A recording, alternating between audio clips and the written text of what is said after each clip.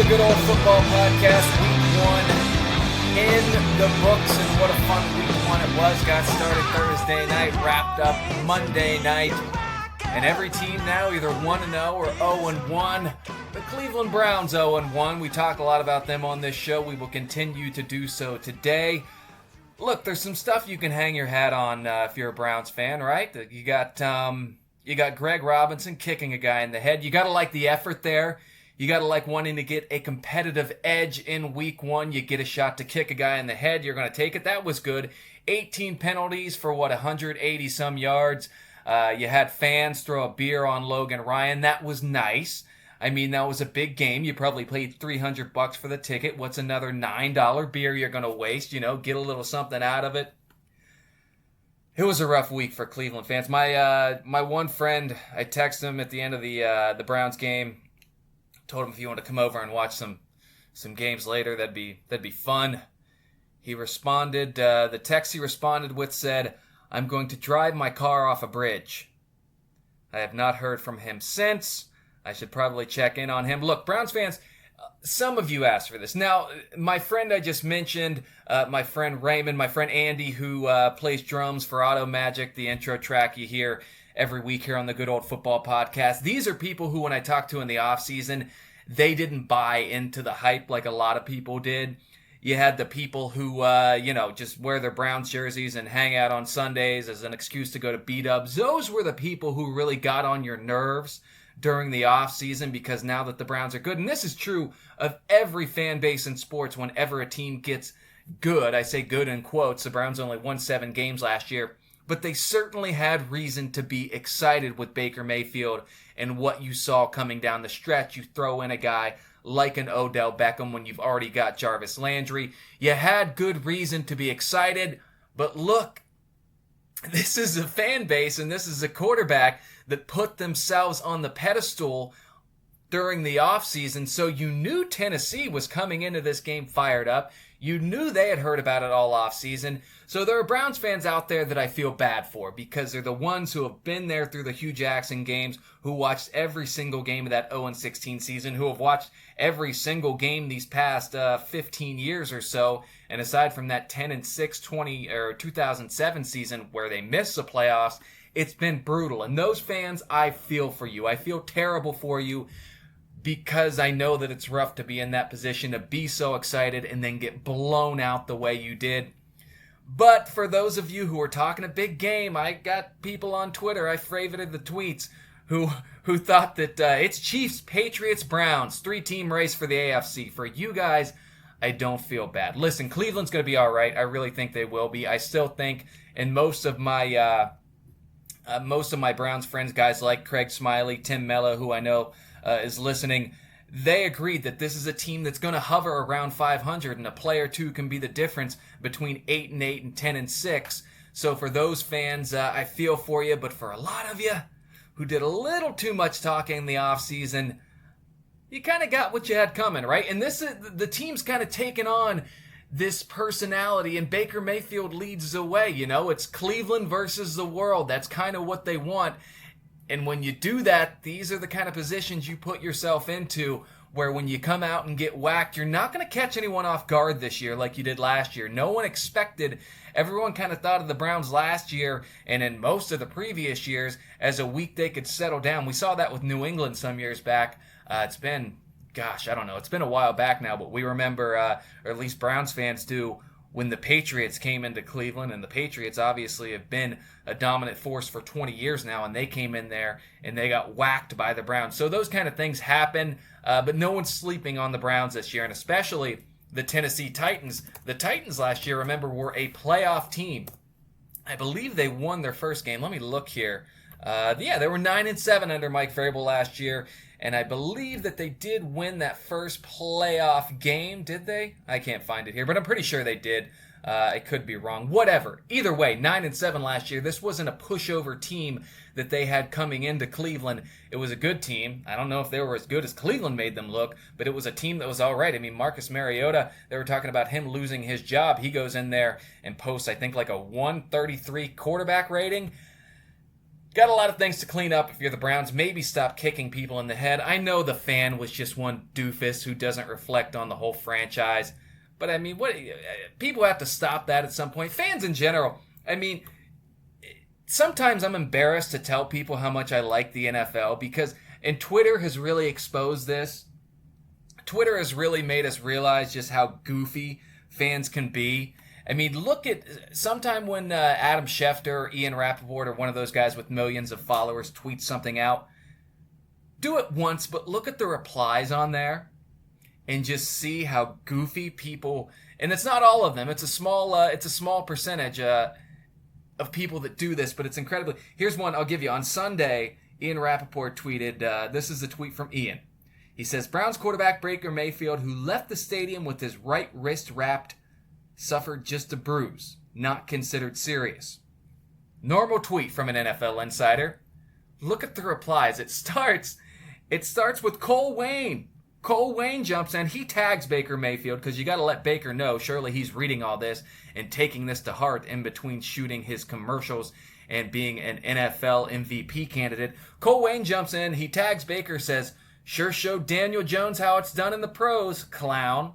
Cole getting his chops in there. Stephen Baker jumps in. He's got a Browns helmet as his avatar on Twitter. He says, what's your record in the NFL? Cole pops back. Same as yours, clown. Stephen pops back. Couch commentator I see then, comma, clown. Got him good. You were saying, ? Cole pops back. Go play some more video games, you man-child. Get back to me when your Browns aren't 100% pure trash. I promise this is almost over. Steven, by the way, with the Browns helmet avatar, I'll tell you this. The guy has good punctuation.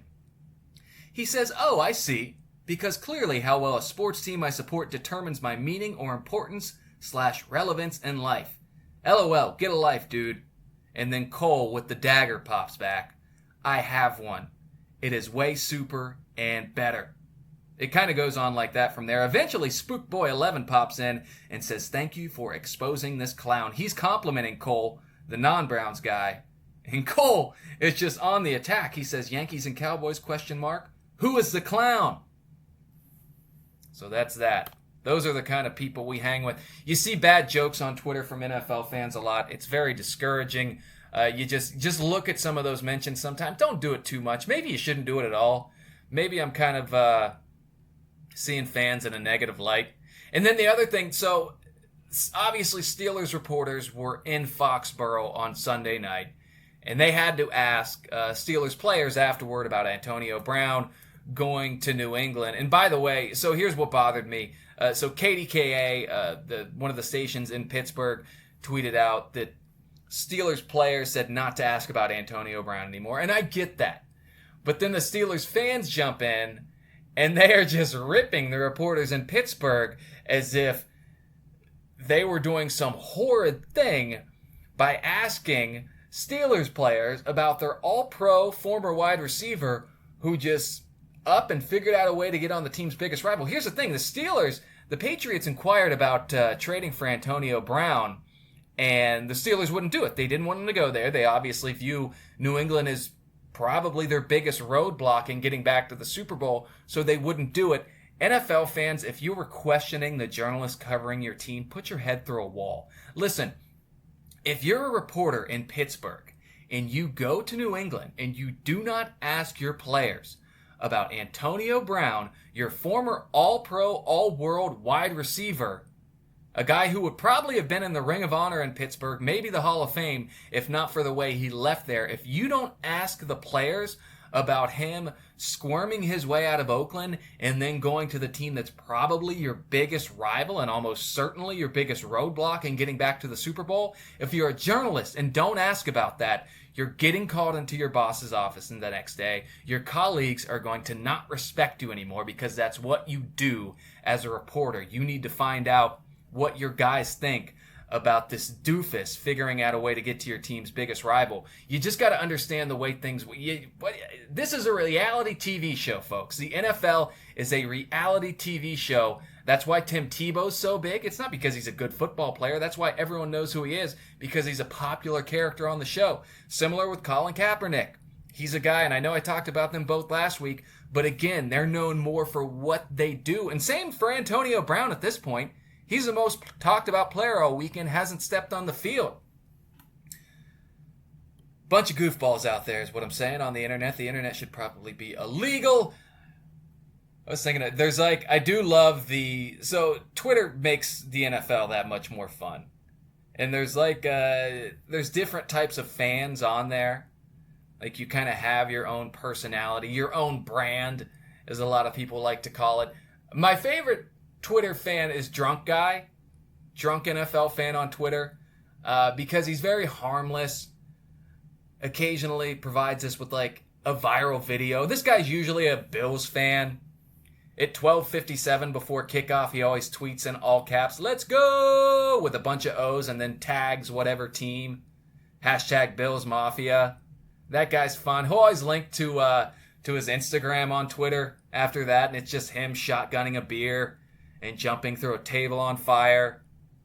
That guy's fun. Be that guy instead of angry at reporters guy. You do have always negative guy on Twitter too. I saw a lot of this with the Bengals on Sunday. I mean, the Bengals going to Seattle. By the way, Seattle has not lost a home game in September in 4 years. They've won 16 straight. And the Bengals go in there, expectations low. Vegas has them along with the Dolphins as the longest shots to win the Super Bowl this year. The Bengals lose by 1. Andy Dalton plays lights out. Well, I don't know about lights out. Played very well, threw for a career-high 418 yards, but always negative guy. Just would not get out of there. Found every nitpicky thing. No one plays perfect games in the NFL. There's some people who just nothing is ever good enough for them. They know exactly what should be done, and they will just find a reason to be angry. Some people do this when their team wins. Spoiled New England fans in particular. They win by less than 10 points, and they got to find something wrong. My least favorite guy on Twitter is "There's my team can do no wrong" guy. And these people exist probably in real life more so than they do on Twitter. These are the people who will defend Greg Robinson kicking that guy in the head. Who was that? Kenny Vaccaro, I think. And by the way, Greg Robinson said it was an accident. Yeah, maybe he just had to stretch his leg out and it just happened to go right in the motion of someone's head rather than, any of the other ways it could have went. There's always that guy who thinks the team can do no wrong. This is a guy whose team never commits a penalty, by the way. Like if this guy's a Vikings fan and Kirk Cousins runs out on the field with a baseball bat and starts swinging it at Matt Ryan or whoever. Yeah, they played the Falcons the other day. This is the guy who's like, "Oh, come on, it's part of the game." I used to work with one of these guys in Cincinnati. Vontaze Burfict would throw an elbow at the opposing team or kick someone in the chest while they were down. And this guy would be like, "Oh, come on, man." Those guys are probably the least of my favorite people. Not good phrasing there. Those are the people I dislike the most on Twitter. And then there's the cousin of always negative guy is Coach is an idiot guy. And he's the opposite of that last guy. He doesn't, Coach is an idiot guy. You can't punt from your own 37 in the second quarter or you're a coward. Right? This guy hates everything the coach does. This guy loves the backup quarterback, by the way. This is a guy who, and I have a guy in my fantasy league who his team name is Start Finley. As in Ryan Finley, the Bengals' 4th-round rookie quarterback. This guy, I don't know if that guy's on Twitter, but this guy and that guy are probably brothers. The guy who coaches or hates the coach. Everything he does, he criticizes. A lot of these Steelers fans always upset with Mike Tomlin, and after the other night, you have good reason to be. We'll get to that in a second. And then the final guy I've got on Twitter, I was jotting these down because I do love what idiots we make ourselves on there. And there's glass half full guy. This is probably me, to be honest. The glass half full guy on Twitter. His team could be down 42-0 at half, and he'll be like, "All right, make a few halftime adjustments. We can figure this thing out." Like you'll be getting outgained 329 to negative 19 yards, but you'll talk about how well special teams have played. That's probably me, a little bit too optimistic on the old tweet machine. I'll tell you what, though, man. It is nice to have, and by the way, I call these guys because women are very rational on Twitter. the few football fans on there. They just say nice things like, wow, what a good play by Phillip Rivers. What a nice interception by Malik Hooker. And maybe they tweet out the video. They don't make absolute jackasses of themselves on Twitter every Sunday like a lot of us guys do. But it is nice to have Twitter taken over by football again rather than social justice warriors out there getting mad about what Johnny Depp was wearing. All right, I won't go down that road. But it was nice, right, to click on the trending section and see last night Deshaun Watson and Drew Brees. By the way, man, Deshaun Watson, I'm telling you what, and I thought coming out of Clemson he would be a guy who could play, but I didn't see it working out like this. If they can keep him upright, I think the Texans dominate that division. I know I picked them to win, but I think I picked them to win at 10-6. They play like they did last night, and I shouldn't say that because I only got to catch the end. I was on a flight back from Ohio to New York. But man, I mean, to go into New Orleans and play like that was a great game. That was a lot of fun. I'm excited to watch Deshaun Watson. He's a dude you want to root for, too. Look, a lot of teams didn't have great weeks. I'll tell you who had a great week. No one, and it hurts to say this, no one had a better week than Antonio Brown. Remember the phrase, nice guys finish last? It rings true with that dude. We can hate him all he want, man. He went out there, he got what he wanted, and then he got to watch his former team, the ones that are, maybe they're not bad-mouthing, but certainly the fan base is. We got to watch his new team go out there and absolutely slaughter the Steelers. I don't know if this is a sign of things to come for the Steelers or if New England's just that good. But Pittsburgh, the sky might be falling there. We'll see what they do. Seahawks come to Pittsburgh this week. They're no pushover as well. But man, that was a bloodbath. That was one of those go to bed in the third quarter type games. But Antonio Brown, he pulled it off. We'll see how he does there. And Josh Gordon looked good. Philip Dorsett looked good. And oh, by the way, Julian Edelman's still there. That's a team with New England that I was looking at their schedule. I mean, 8-0 seems almost like a given for them. You can go ahead and look at their schedule. I'll pull it up right here. But they don't really face any real competition until maybe Cleveland, and that would be their 7th game. And obviously the jury much more out on Cleveland right now. But if you look at New England, I mean, coming up next, they go to Miami, where, by the way, Miami plus 16, I'm all over it this week. I think anytime a team gets that embarrassed, they're going to bounce back.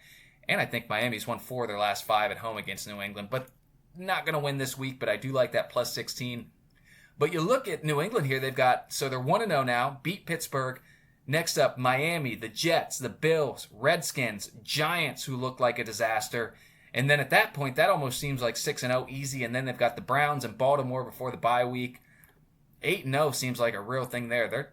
Their schedule gets tougher down the stretch, but that's a tough road. That'll be fun to see which team in the AFC will get tasked with stopping them eventually, if it can happen. We'll see how Antonio Brown does there. I kind of, when he got cut, I was like, I love the drama when it doesn't affect teams I care about. So I was enjoying, and a lot of people, talk about how annoying Antonio Brown is. Of course he is.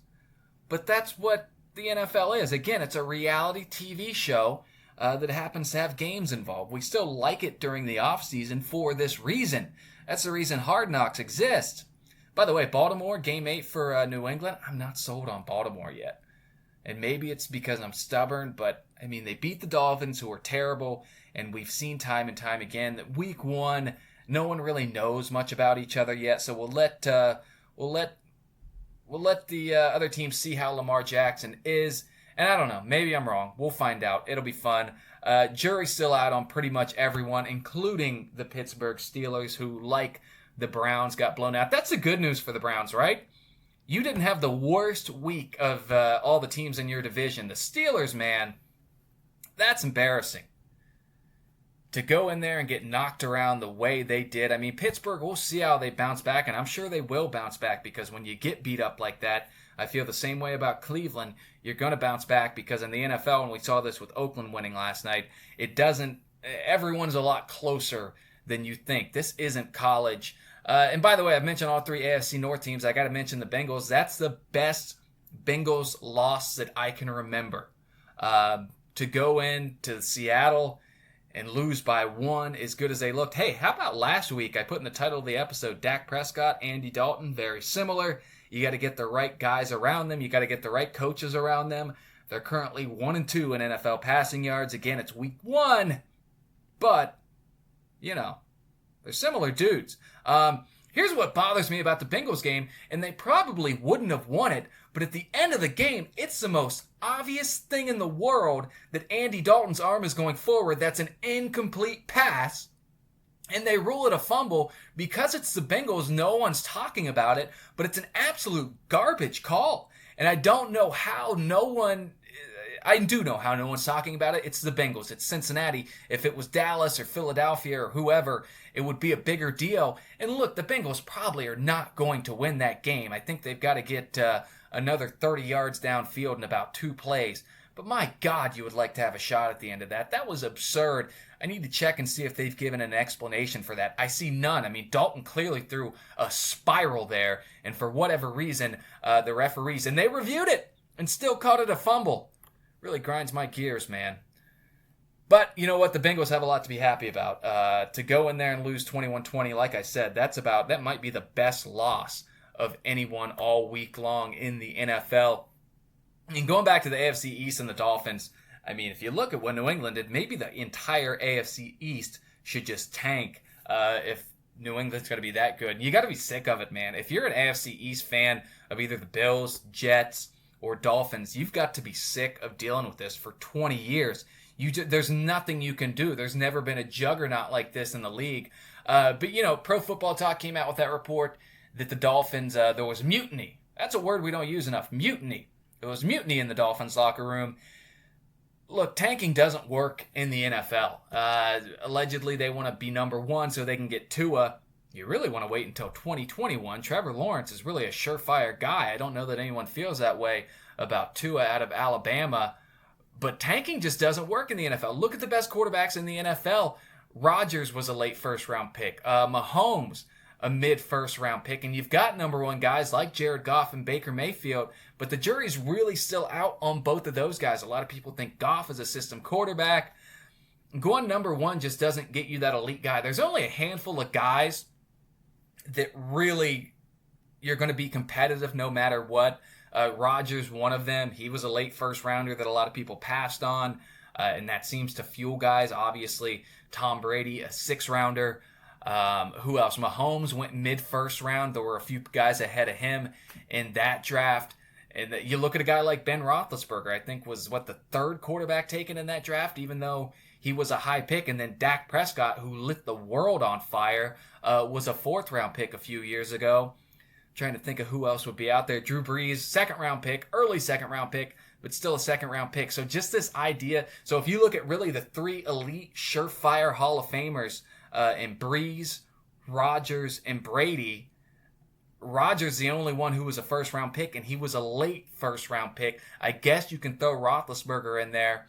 He's got 2 rings and will be a Hall of Famer, but he was still the 3rd quarterback taken in the draft that he was in, that 2004 draft. By the way, there's a really good little documentary on how that draft unfolded.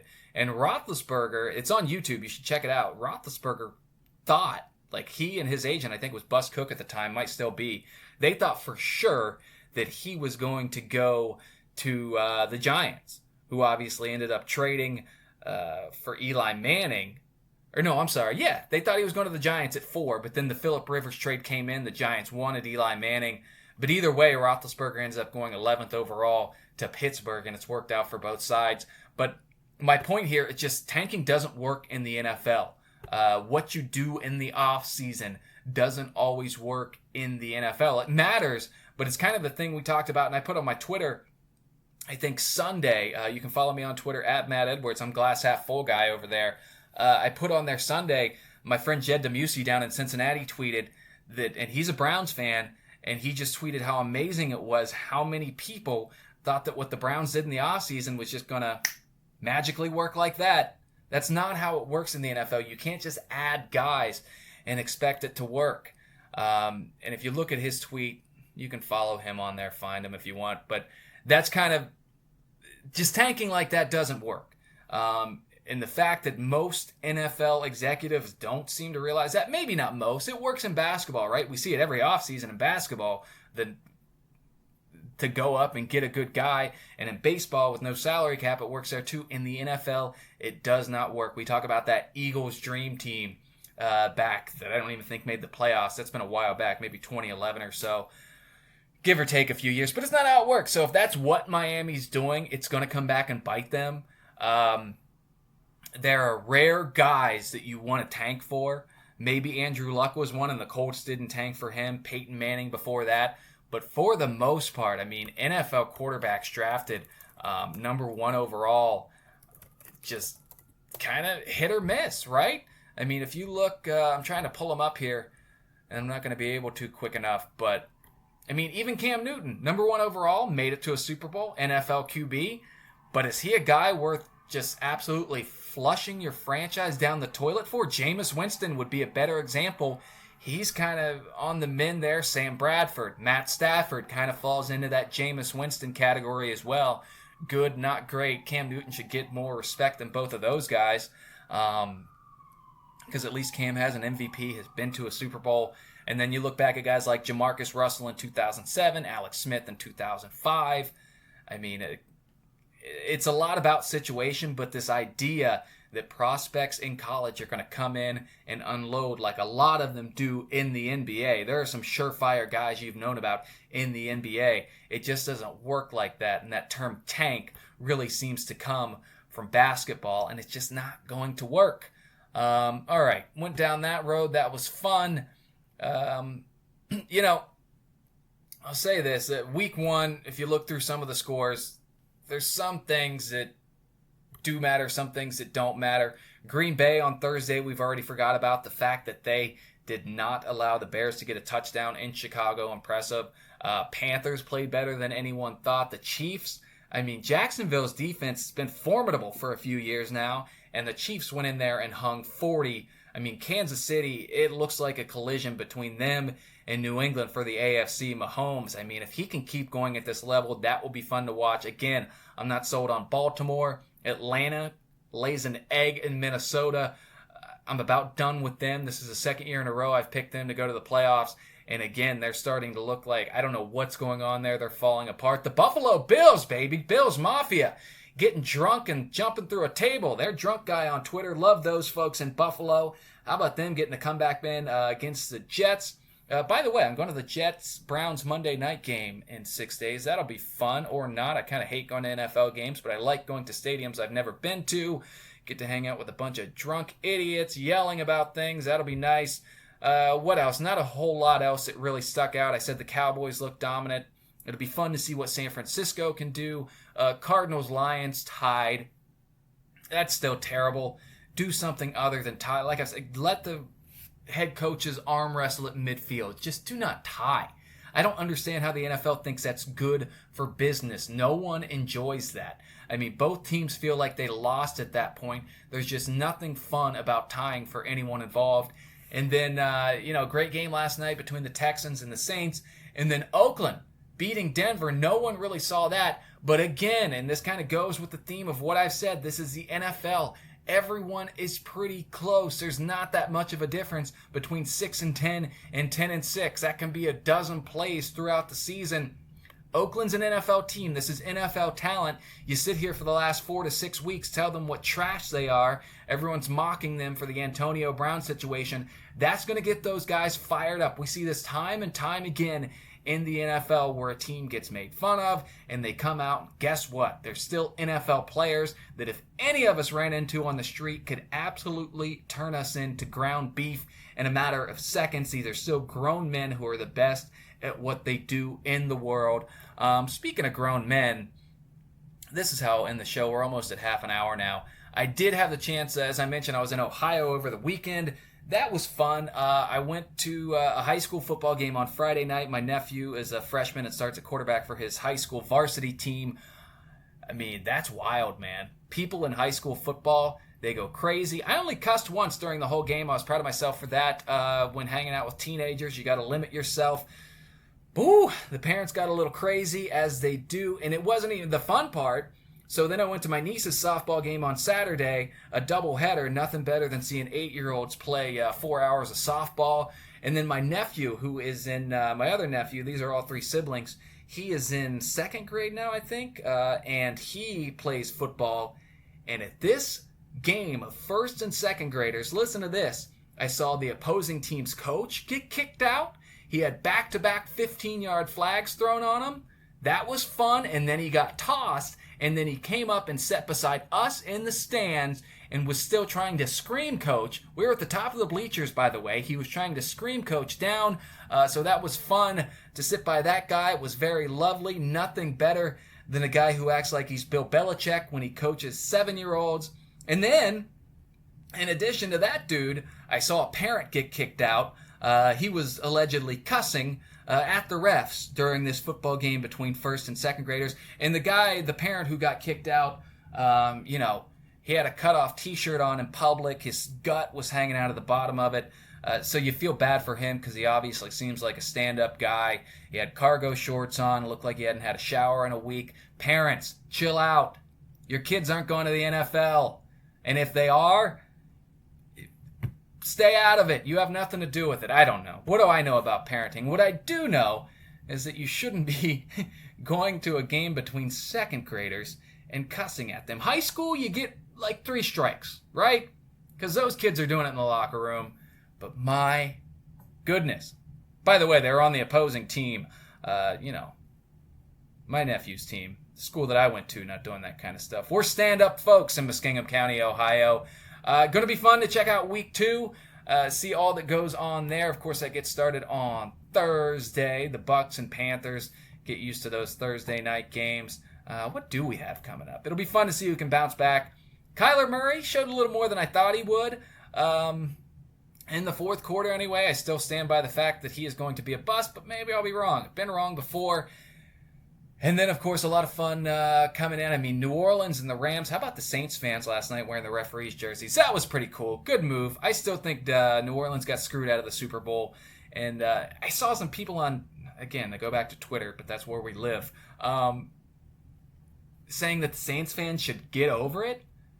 Are you kidding me? I mean, that franchise has been trash forever until Drew Brees got there, and they literally got screwed out of a Super Bowl berth, and just a few months later, all you nerds on Twitter, not all you nerds, people who listen to this show are cool, but the rest of the nerds on Twitter are like, get over it. Are you kidding me? This is their first real game since getting screwed out of a Super Bowl appearance.